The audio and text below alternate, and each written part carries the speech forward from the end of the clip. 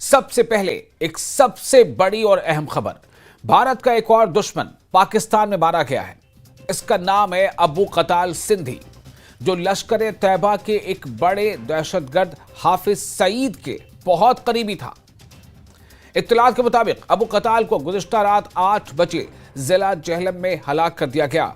पाकिस्तान के जिला जेहलम में उसे गोली मार दी गई।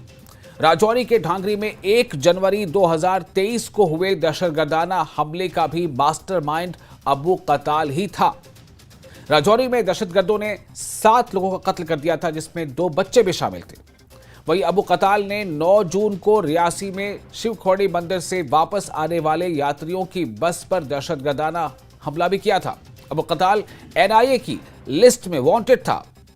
एनआईए की चार्जशीट में अबू कताल का नाम था। तो इस तरह से अबू कताल का अब अंत हो गया है। पाकिस्तान में कल देर शाम उसे गोली मार दी गई और वो हलाक हो गया, मारा गया। भारत का एक और दुश्मन पाकिस्तान में मारा गया। और अब जैसा मैंने बताया कि इसका नाम फैसल नदीम भी था। इसे फैसल नदीम के नाम से भी जाना जाता था। तो फैसल नदीम एलियास अबू कताल सिंधी मारा गया है, जो लश्कर तैयबा का एक बड़ा चेहरा था, आतंकी था और दहशतगर्द हाफिज सईद के बहुत करीबी था। इत्तलात के मुताबिक अबू कताल को गुज़िश्ता रात 8 बजे जिला जेहलम में हलाक कर दिया गया।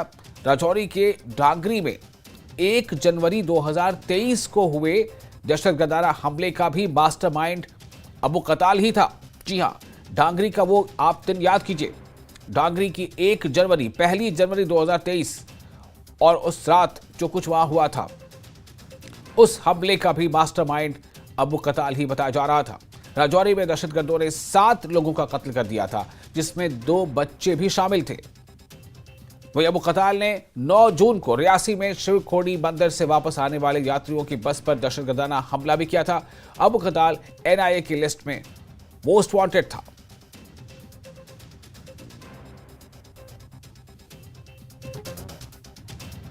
अब्दुल कताल ये एक आतंकी था, लश्कर तैयबा के हाफिज सईद का बड़ा करीबी है और इसी ने पिछले साल जून के महीने में श्रद्धालुओं से भरी हुई एक बस के ऊपर हमला किया था, जिसमें 9-10 लोगों की मौत हो गई थी।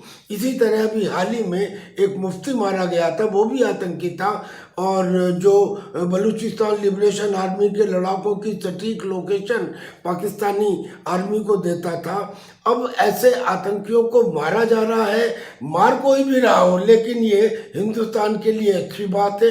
इससे पहले भी बहुत सारे आतंकी, जिनमें शामिल हैं मोहम्मद रियाज, शाहिद लतीफ़, परमजीत सिंह, सलीम रहमानी, अब्दुल सईद, ये सब ऐसे बहुत आतंकी मारे गए हैं। ये श्रृंखला यूं ही चलती रहनी चाहिए।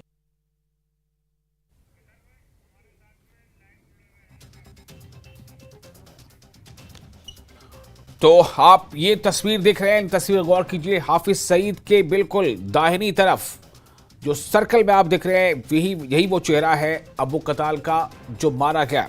और इस खबर पर हम कुछ अपने खास मेहमानों से भी जुड़ रहे हैं। हमारे साथ इस वक्त मौजूद है कैप्टन उत्तम कुमार देवनाथ।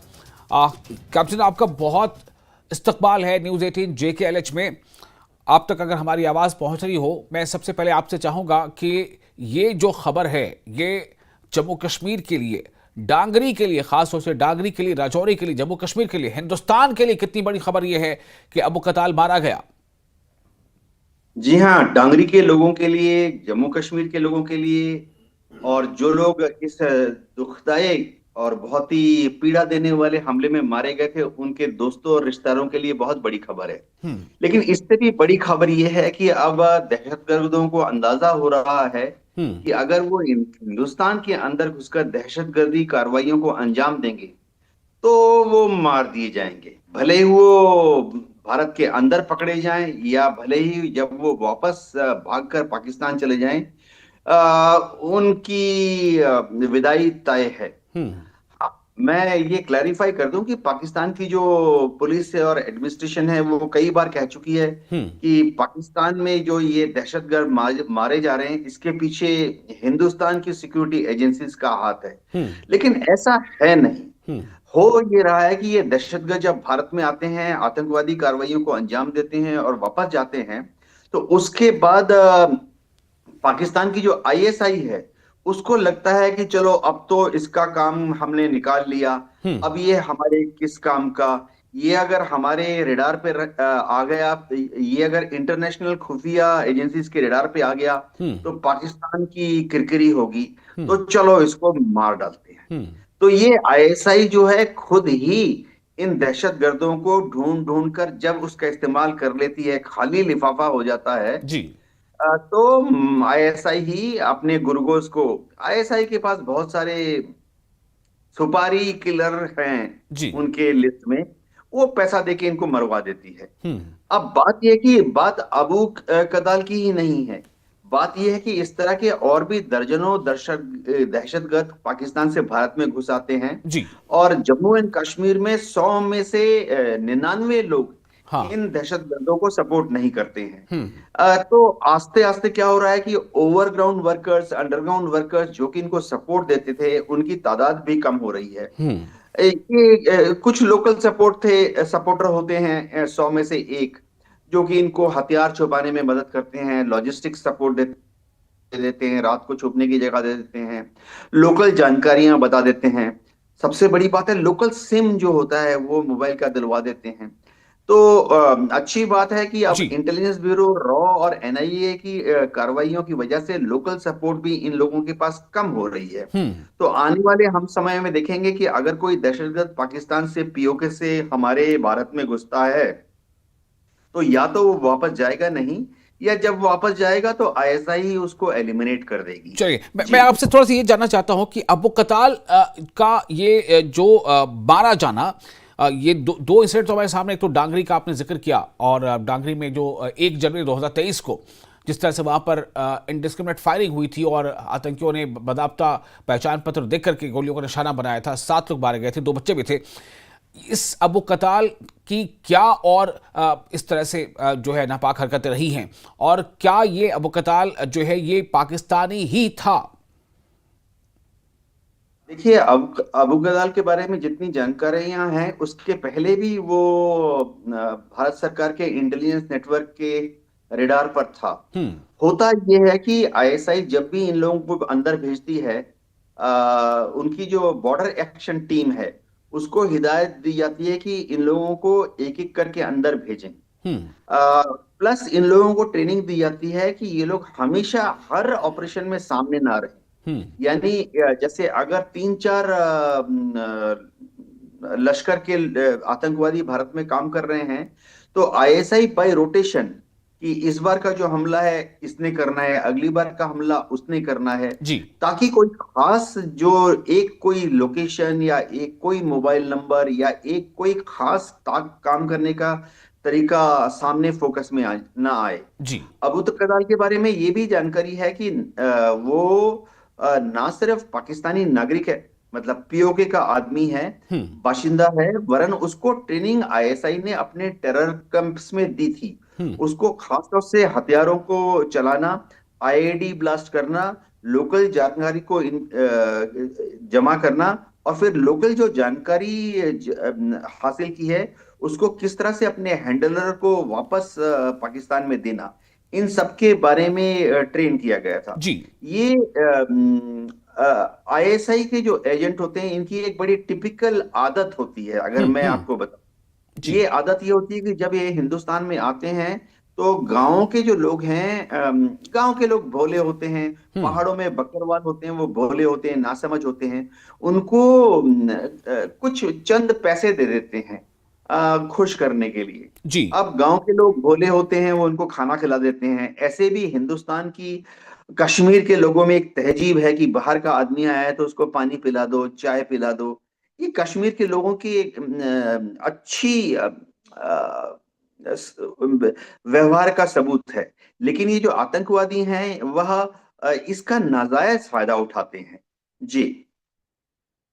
उत्तम जी सवाल अब यहाँ पर ये है, आपने इससे पहले बताया कि एक नहीं, अभी हालिया हमने कई बार ऐसी खबरें पढ़ी, आपने कई नाम भी गिनाए कि पाकिस्तान में वो जो है गोलियों का निशाना बनते रहे ऐसे आतंकी जो भारत के लिए कहीं ना कहीं एक नासूर थे, भारत के लिए टॉप मोस्ट वांटेड थे। ये कैसे हुआ, क्या हुआ, ये तो एक अलग विषय है। आपने बताया कि खुद ISI ही की का असर थी। मैं ये जानना चाहता हूँ कि क्या ऐसा पहले भी होता था कि पाकिस्तान में वो आतंकी जो भारत में आकर के अपने नापाक मंसूबों को अंजाम देता था, जो भारत में आकर के दहशतगर्दी के जो है वो बड़ी बड़ी कार्रवाइयों को अंजाम देता था, वो पाकिस्तान में मारा जा रहा है, कि क्या ये लेटेस्ट ट्रेंड है? आ, देखिए, जो आतंकवादी पाकिस्तान से भारत में आते हैं, ये पहले भी मारे जाते थे। हम्म। होता यह है कि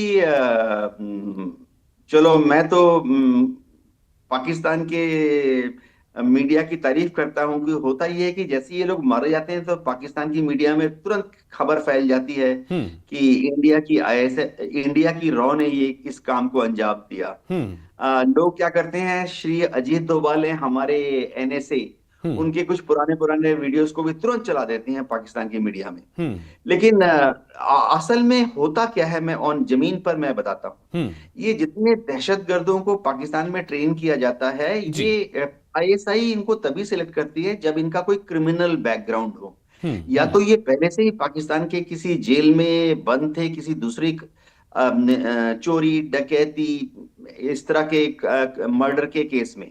हम्म। तो फिर क्या होता है कि पाकिस्तान में काफी सारे आतंकवादी ग्रुप हैं या क्रिमिनल, प्योरली क्रिमिनल ग्रुप में हैं, जिनका काम चोरी है, डकैती है, स्मगलिंग है, ड्रग की तस्करी है। हम्म। तो ये उनको भी ज्वाइन कर लेते हैं। हम्म। अब ISI इन लोगों को सिलेक्ट करके भारत में भेजती है कि भारत में जा, एक कार्रवाई को अंजाम दे, अगर वापस आया, सक्सेसफुल हुआ, तो तेरे को हम्म। रिवार्ड भी मिलेगा और तेरी सजा भी कम कर देंगे। हम्म। लेकिन क्या होता है, क्योंकि ये लोग ड्रग की तस्करी में शामिल होते हैं, ह्यूमन ट्रैफिकिंग करते हैं, हथियारों की तस्करी करते हैं, जी। अफगानिस्तान से हथियार लाकर पाकिस्तान में बेचते हैं, कुछ हिंदुस्तान भेजते हैं पैसे देकर।